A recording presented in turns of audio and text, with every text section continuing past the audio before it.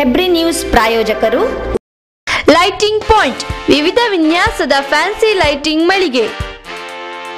ನಮ್ಮಲ್ಲಿ Philips, Crompton Greaves, ಕೈಟನ್, Osram, Wipro, Orient, CFL lights, ಝೂಮಾ lights, fancy wall lights, gate lights, ceiling lights, outdoor pictures, street lights, appliances, autumn fans, all types of fans, iron box, water heater, spotlights ಇತ್ಯಾದಿಗಳು discount ದರದಲ್ಲಿ ದೊರೆಯುತ್ತದೆ.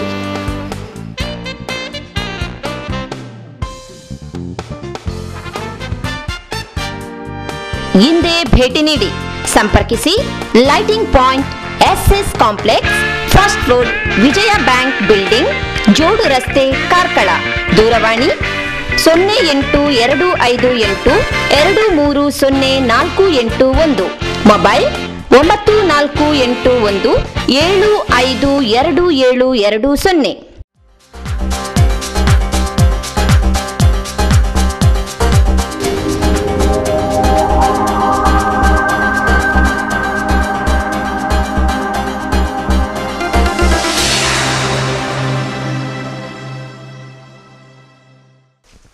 ಆತ್ಮೀಯ ವೀಕ್ಷಕ ಬಾಂಧವರೇ, ಈ ಬಾರಿ ಹೊಸ ವ್ಯಕ್ತಿಯ ಪರಿಚಯದೊಂದಿಗೆ ನಾವು ನಿಮ್ಮನ್ನು ಭೇಟಿ ಮಾಡಲಿದ್ದೇವೆ. ಈ ಬಾರಿಯ ನಮ್ಮ ಹೊಸ ವ್ಯಕ್ತಿ ಮಾನ್ಯ ಚಂದ್ರಶೇಖರ್ ಶೆಟ್ಟಿಯವರು. ಕಾರ್ಕಳ ತಾಲೂಕು ಪಂಚಾಯತಿನ ಬೆಳಂಜೆ ನಾಡ್ಪಾಲು ಗ್ರಾಮದ ಪ್ರತಿನಿಧಿಯಾಗಿ ಕೆಲಸ ಮಾಡುತ್ತಿರುವಂತಹ ಮಾನ್ಯ ಚಂದ್ರಶೇಖರ್ ಶೆಟ್ಟಿಯವರು ಇಂದು ತಮ್ಮ ಮುಂದೆ ತಮ್ಮ ಅನುಭವಗಳನ್ನು, ತಮ್ಮ ಸಾಧನೆಗಳನ್ನು ವಿವರಿಸಲಿದ್ದಾರೆ. ಈಗ ನಾವು ಅವರನ್ನು ಭೇಟಿಯಾಗೋಣ. ನಮಸ್ಕಾರಗಳು. ತಮ್ಮನ್ನು ನಮ್ಮ ಹೆಬ್ರಿ ನ್ಯೂಸ್ ಚಾನಲ್ಗೆ ಆತ್ಮೀಯವಾಗಿ ಬರಮಾಡಿಕೊಳ್ತಿದ್ದೇವೆ.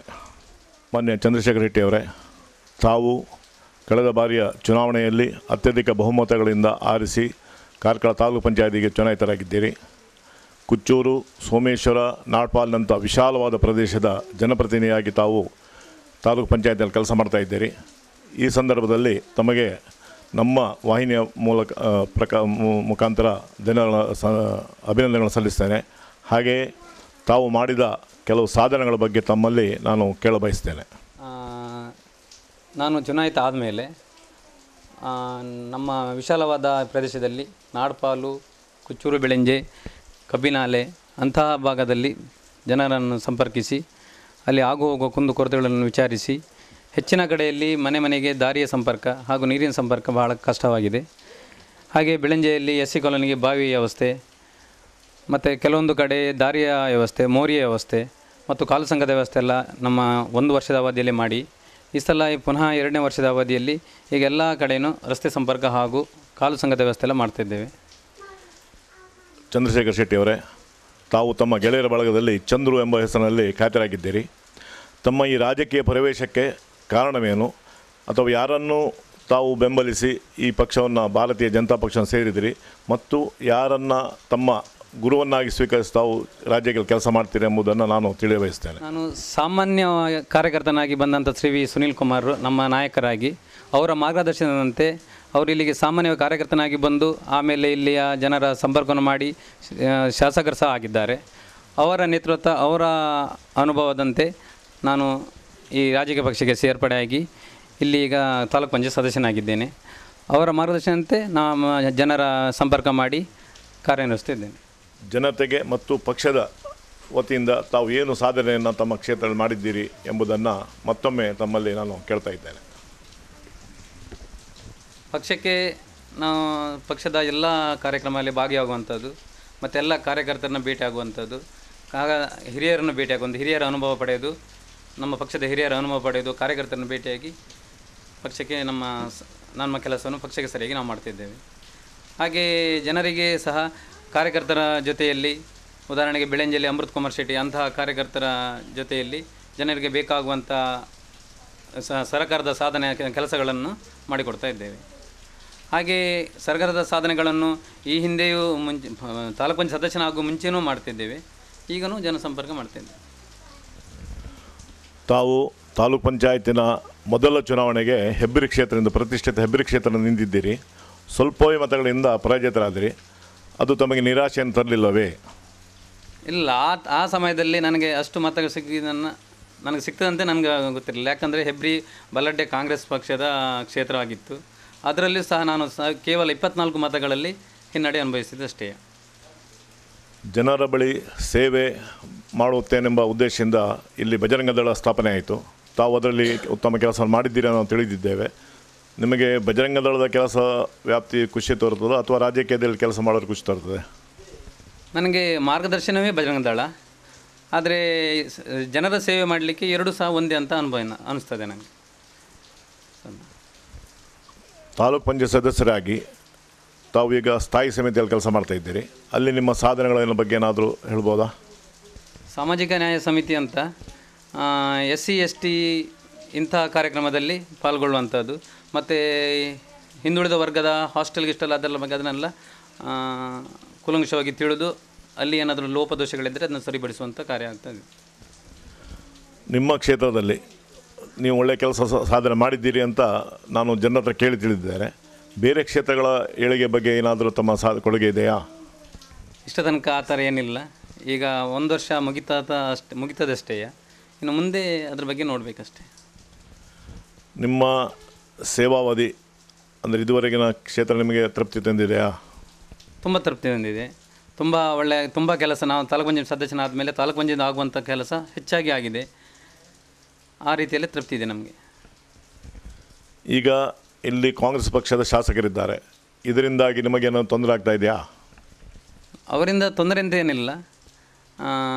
ನಮ್ಮ ಅದಕ್ಕೆ ಯಾವುದೂ ಅವ್ರದ್ದು ಬೆಂಬಲ ಇಲ್ಲ ಅಷ್ಟೇ. ನಮ್ಮ ಕಾರ್ಯಕ್ರಮಕ್ಕೆ ಯಾವುದು ಆ ಥರ ಬೆಂಬಲ ಯಾವುದು ಕೊಡ್ತಾ ಇಲ್ಲ.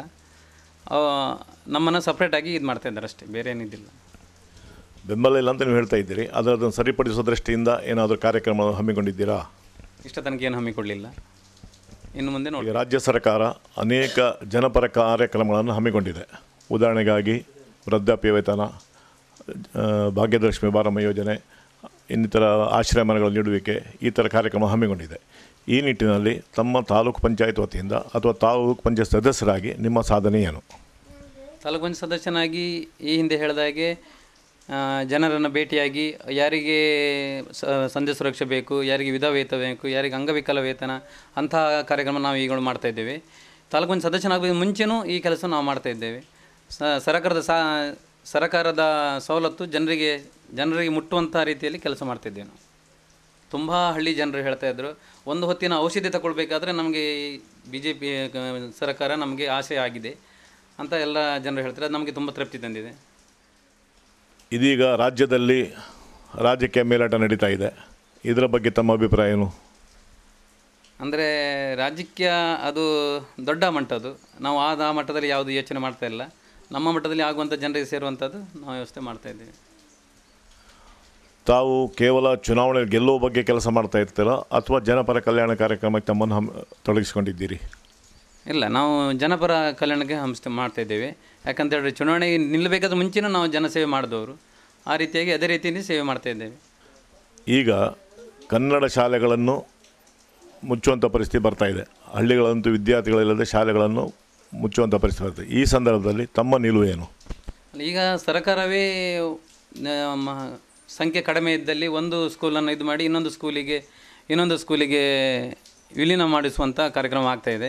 ಅದಕ್ಕೆ ನಾವು ಬೆಂಬಲ ಮಾಡ್ತಾಯಿದ್ದೇವೆ. ನಾವು ಅದಕ್ಕೆ ಇನ್ನೊಂದು ಶಾಲೆಗೆ ಹೋಗುವಂಥ ಸಂದರ್ಭದಲ್ಲಿ ಅವರಿಗೆ ಹೋಗಿ ಬರುವಂಥ ವ್ಯವಸ್ಥೆಗಳನ್ನು ನಿಮ್ಮ ಸರ್ಕಾರ ವತಿಯಿಂದ ಮಾಡಲಿಕ್ಕೆ ಆಗ್ತದಾ ಅಥವಾ ತಮ್ಮ ಒತ್ತಾಯ ಇದೆಯಾ? ಹೌದು, ನಮ್ಮ ಸರ್ಕಾರದ ವತಿಯಿಂದ ಮಾಡ್ತಾರೆ. ಅದಕ್ಕೆ ಸರಿಯಾಗಿ ನಮ್ಮ ತಾಲೂಕು ಪಂಚಾಯತ್ ಏನಾಗಬೇಕಂದ್ರೆ ಅದಕ್ಕೆ ನಾವು ಸಹ ಬೆಂಬಲ ಕೊಟ್ಟು ನಾವು ಅದನ್ನು ಸರಿಪಡಿಸುವಂಥ ವ್ಯವಸ್ಥೆ ಮಾಡ್ತಾಯಿದ್ದೇವೆ.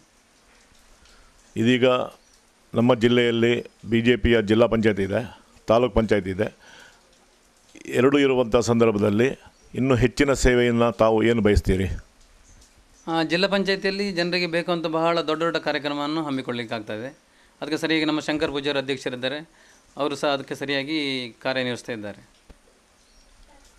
ಇದೀಗ ಮುಖ್ಯವಾಗಿ ಸಂಚರಿಸುವಂಥ ರಸ್ತೆಗಳಲ್ಲಿ ಹೊಂಡಗಳಿವೆ. ಈ ಬಗ್ಗೆ ತಮ್ಮ ನಿಲುವೇನು ಅಂತ ಹೇಳಿದ್ರೆ, ತಾವು ಕೇಳಿದ್ರೆ ಹೇಳ್ತೀರಿ ಇದು ಸರ್ಕಾರದ ಕೆಲಸ ಅಥವಾ PW ಕೆಲಸ, ನಮ್ಮ ಕೈಲಿಲ್ಲ ಅಂತ ಹೇಳ್ತೀರಿ. ಈ ಬಗ್ಗೆ ತಮ್ಮ ನಿಲುವೇನು? ನೀವು ಹೇಳಿದಾಗೆ ಸರ್ಕಾರದ ಕೆಲಸ PW ಕೆಲಸ ಹೌದು. ಆದರೂ ಅದರ ಬಗ್ಗೆ ಎಲ್ಲ ಕಡೆ ನಮ್ಮಲ್ಲಿ ಮಳೆ ಜಾಸ್ತಿ ಆದ ಕಾರಣ ಬಹಳ ಬೇಗ ಹೊಂಡ ಬಿದ್ದು ರಸ್ತೆ ಹದಗೆಡ್ತಾ ಇದೆ. ಅದನ್ನು ಮುಚ್ಚಲಿಕ್ಕೆ ನಾವು ಮೊನ್ನೆ ನಮ್ಮ ಸಾಮಾನ್ಯ ಸಭೆಯಲ್ಲಿ PW ಸಹ ಒತ್ತಾಯ ಮಾಡಿದ್ದೇವೆ. ಕೂಡಲೇ ಅದ್ರ ಬಗ್ಗೆ ಎಲ್ಲ ಹೊಂಡಲು ಮುಚ್ಚುವಂಥ ವ್ಯವಸ್ಥೆ ಮಾಡ್ತಾ ಇದ್ದಾರೆ. ನಮ್ಮ ಕಾರ್ಕಳ ತಾಲೂಕಿನಲ್ಲಿ ಸರ್ಕಾರದ ಅಧಿಕಾರಿಗಳು ಸಾಕಷ್ಟು ಸಂಖ್ಯೆಯಲ್ಲಿ ಇದ್ದಾರೋ? ಸ್ವಲ್ಪ ಕಡಿಮೆ, ತುಂಬ ಕಡಿಮೆ ಇದೆ. ಇನ್ನು ಅದ್ರ ಬಗ್ಗೆ ಸಹ ನಾವು ಮೊನ್ನೆ ತಾಲೂಕು ಪಂಚಾಯತ್ ಸಾಮಾನ್ಯ ಸಭೆಯಲ್ಲಿ ನಿರ್ಣಯ ಮಾಡಿ ಸರ್ಕಾರಕ್ಕೆ ಕಳಿಸಿದ್ದೇವೆ. ಇನ್ನು ಮುಂದಿನ ದಿನಗಳಲ್ಲಿ ಹೆಚ್ಚಾಗಿ ಬರ್ಬೋದಂತ ಅನಿಸ್ತದೆ. ವಿಶೇಷವಾಗಿ ಹಳ್ಳಿ ಪ್ರದೇಶಗಳಲ್ಲಿ ಹೈನುಗಾರಿಕೆಯ ಕಡಿಮೆ ಆಗ್ತಾ ಇದೆ ಅನ್ನೋಂಥ ಭಾವನೆ ಬರ್ತಾ ಇದೆ. ದನಗಳನ್ನು ಸಾಕುವಂಥ ಬಗ್ಗೆ ಜನರು ಸ್ವಲ್ಪ ಉದಾಸೀನ ಭಾವದಲ್ಲಿ ಇದ್ದಾರೆ ಅಂತ ಬರ್ತದೆ. ಇದನ್ನು ಹೆಚ್ಚಳ ಮಾಡುವಲ್ಲಿ, ಹೈನುಗಾರಿಕೆಯನ್ನು ಹೆಚ್ಚಳ ಮಾಡುವಲ್ಲಿ ತಮ್ಮ ಏನಾದರೂ ಕ್ರಿಯಾಯೋಜನೆ ಇದೆಯಾ? ಕ್ರಿಯಾಯೋಜನೆಯನ್ನು ಮಾಡಿದ್ದೀರಾ? ಇಷ್ಟ ತನಕ ಯಾವುದಂತ ನಮ್ಮ ತಾಲೂಕು ಪಂಚಾಯತ್ ನನಗೆ ಅನುಭವ ಇಲ್ಲ. ಮುಂದೆ ಹೇಗಂತ ಗೊತ್ತಿಲ್ಲ ನನಗೆ. ಅದು ತಿಳಿಕೊಳ್ಳುವಂಥ ಇನ್ನು ಮುಂದೆ ಅವಕಾಶ ಇದೆ. ಯಾರು ಹೈನುಗಾರಿಕೆ ಮಾಡುವುದಿದ್ದಲ್ಲಿ ತಮ್ಮ ಬೆಂಬಲ ಅದಕ್ಕೆ ಸದಾ ಇದೆ ಅಂತ ನಾನು ಭಾವಿಸ್ತೇನೆ. ಇನ್ನು ಈ ಮಳೆ ಬರುವಂಥ ಸಂದರ್ಭದಲ್ಲಿ ಏನಾದರೂ ವಿಪತ್ತುಗಳು ಸಂಭವಿಸಿದಲ್ಲಿ ಅದಕ್ಕೆ ತಮ್ಮ ವತಿಯಿಂದ ಏನಾದರೂ ಪರಿಹಾರದ ವ್ಯವಸ್ಥೆ ಅಂತ ಮಾಡ್ತೀರಾ? ಹೌದು, ನಮ್ಮ ತಾಲೂಕು ಪಂಚಾಯತ್ ಅಧ್ಯಕ್ಷರ ಮುಖಾಂತರ ನಾವು ಅವರಿಗೆ ಪರಿಹಾರದ ವ್ಯವಸ್ಥೆ ಮಾಡ್ತಿದ್ದೇವೆ. ತಕ್ಷಣಕ್ಕೆ ಕ್ರಮ ಕೈಗೊಳ್ತೀರೋ ಅಥವಾ ಅದನ್ನು ಸಭೆಗಳಲ್ಲಿಟ್ಟು ಆ ಥರ ಏನಾದರೂ ಯೋಜನೆ ಇದೆಯಾ? ಅಂಥ ದೊಡ್ಡ ಆಪತ್ತು ಬಂದಲ್ಲಿ ತಕ್ಷಣ ಇದು ಮಾಡ್ತಿದ್ದೇವೆ.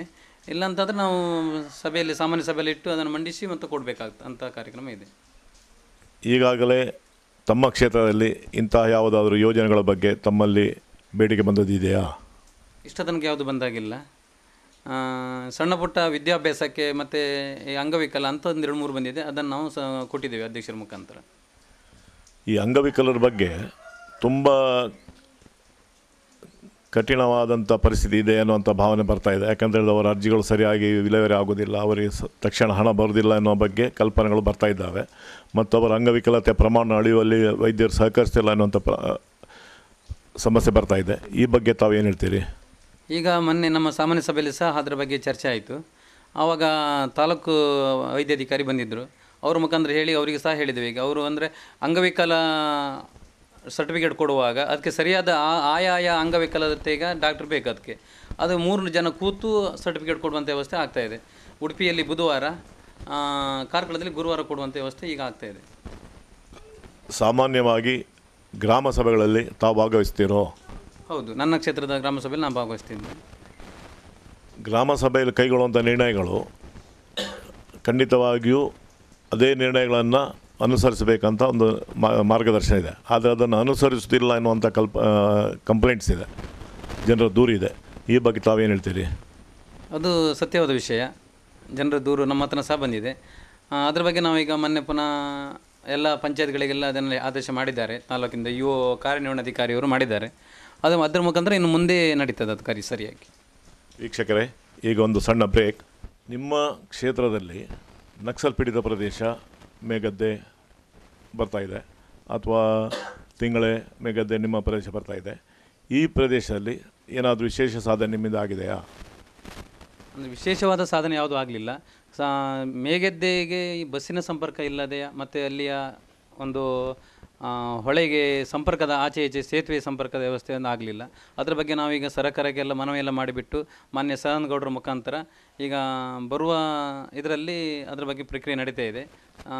ಬರುವ ಸೀಸನಲ್ಲಿ ನಮ್ಮ ಅಭಿಪ್ರಾಯ ಏನಾದರೂ ಕಾಮಗಾರಿ ಸ್ಟಾರ್ಟ್ ಆಗ್ಬೋದಂತ ಉಂಟು. ಮತ್ತು ಬಸ್ಸಿನ ಬಗ್ಗೆ ತುಂಬ ಸಲ ನಾವು DC ಹತ್ರ ಎಲ್ಲ ಮನವಿ ಮಾಡಿ DC ಸಹ ಅದರ ಬಗ್ಗೆ ಸರ್ಕಾರದ ಬಸ್ಸನ್ನು ಹಾಕುವ ವ್ಯವಸ್ಥೆ ಮಾಡುವಂಥ ನಮಗೆ ಏನು ಹೇಳಿದ್ದಾರೆ, ತುಂಬ ಸಲ ಹೇಳಿದ್ದಾರೆ. ಈಗ ಅದ್ರ ಬಗ್ಗೆ ಸಹ ನಾವು ಪ್ರಯತ್ನ ಮಾಡ್ತಿದ್ದೇವೆ. ನೀವು ಪ್ರತಿನಿಧಿಸುತ್ತಿರುವಂಥ ಕ್ಷೇತ್ರ ಗ್ರಾಮೀಣ ಭಾಗದ ಕ್ಷೇತ್ರವಾಗಿದೆ. ಬೇಳಂಜಿ ಇರ್ಬೋದು, ಕುಚ್ಚೂರು ಇರ್ಬೋದು, ನಾಡಪಾಲ ಇರ್ಬೋದು, ಎಲ್ಲೋ ಗ್ರಾಮೀಣ ಭಾಗದ ವ್ಯವಸ್ಥೆ ಆಗಿದೆ. ಆದರೆ ನನಗೆ ತಿಳಿದ ಪ್ರಕಾರ ಕುಚ್ಚೂರು ಮತ್ತು ಬೇಳಂಜಿ ಮಧ್ಯ ವಾಹನ ಸಂಚಾರ ವ್ಯವಸ್ಥೆ ಇಲ್ಲ. ಈ ಬಗ್ಗೆ ಏನಾದರೂ ಗಮನ ಕೊಟ್ಟಿದ್ದೀರಾ? ಇಲ್ಲ, ನೀವು ಹೇಳಿದಾಗೆ ಅದೊಂದು ವಿಷಯ ಹೌದು. ಆದರೆ ಇಷ್ಟ ತನಕ ಯಾವ ವಾಹನ ಸಂಪರ್ಕ ಇಲ್ಲ. ಆದರೆ ಅದ್ರ ಬಗ್ಗೆ ನಾವು ಅಷ್ಟೊತ್ತೇನು ಕ್ರಮ ಅದ್ರ ಬಗ್ಗೆ ಯಾವುದು ಇದು ಮಾಡಲಿಲ್ಲ ಅಷ್ಟೊತ್ತು. ಯಾವುದಾದ್ರು ವಾಹನ ಇಲಾಖೆಯವರನ್ನು ಹಿಡಿದು ಕುಚ್ಚೂರು ಮತ್ತು ಬೇಳಂಜಿ ಮುಖಾಂತರ ಹೋಗುವ ಹಾಗೆ ತಾವು ಏನಾದರೂ ವ್ಯವಸ್ಥೆ ಮಾಡ್ಬೋದಾ? ಅದ್ರ ಬಗ್ಗೆ ಇನ್ನು ಪ್ರಯತ್ನ ಮಾಡ್ಬೋದು. ನೀವು ಹೇಳಿದ್ದು ಒಳ್ಳೆಯದಾಯಿತು. ಇಷ್ಟ ತನಕ ನನಗೆ ಅದು ಸಹ ಅನುಭವ ಸಹ ಇರಲಿಲ್ಲ. ಇನ್ನು ಮುಂದೆ ಪ್ರಯತ್ನ ಮಾಡ್ತೀನಿ ಅದ್ರ ಬಗ್ಗೆ. ಯಾಕಂದರೆ ಇದುವರೆಗೆ ತಿಳಿದ ಪ್ರಕಾರ ಕುಚ್ಚೂರಿನ ಜನರಿಗೆ ಹೆಚ್ಚಾಗಿ ಅವರ ಪಡಿತರ ವ್ಯವಸ್ಥೆಗೆ ಇದಕ್ಕೆಲ್ಲ ಬೇಳಂಜಿ ಬರಬೇಕಾಗ್ತದೆ. ಅಲ್ಲಿ ನಡೆದುಕೊಂಡೇ ಬರಬೇಕು. ಸುಮಾರು ಒಂದು 3 ಕಿಲೋಮೀಟರ್ 4 ಕಿಲೋಮೀಟರ್ ದೂರ ಆಗ್ತದೆ. ಈಗ ದೇವರದಿಂದ ರಸ್ತೆ ಒಳ್ಳೆದಿದೆ. ಈ ಬಗ್ಗೆ ತಾವು ಒಂದು ವಾಹನ ಸಂಚಾರಕ್ಕೆ ಪ್ರಯತ್ನ ಮಾಡಬಹುದು ಅಂತ ನನ್ನ ಭಾವನೆ. ಸರಿ, ನೀವು ಹೇಳಿದಾಗೆ ಪ್ರಯತ್ನ ಮಾಡ್ಬೋದು. ವೀಕ್ಷಕರೇ, ಈಗೊಂದು ಚಿಕ್ಕ ಬ್ರೇಕ್, ಆಮೇಲೆ ತಮ್ಮನ್ನು ಭೇಟಿ ಆಗುತ್ತೇವೆ.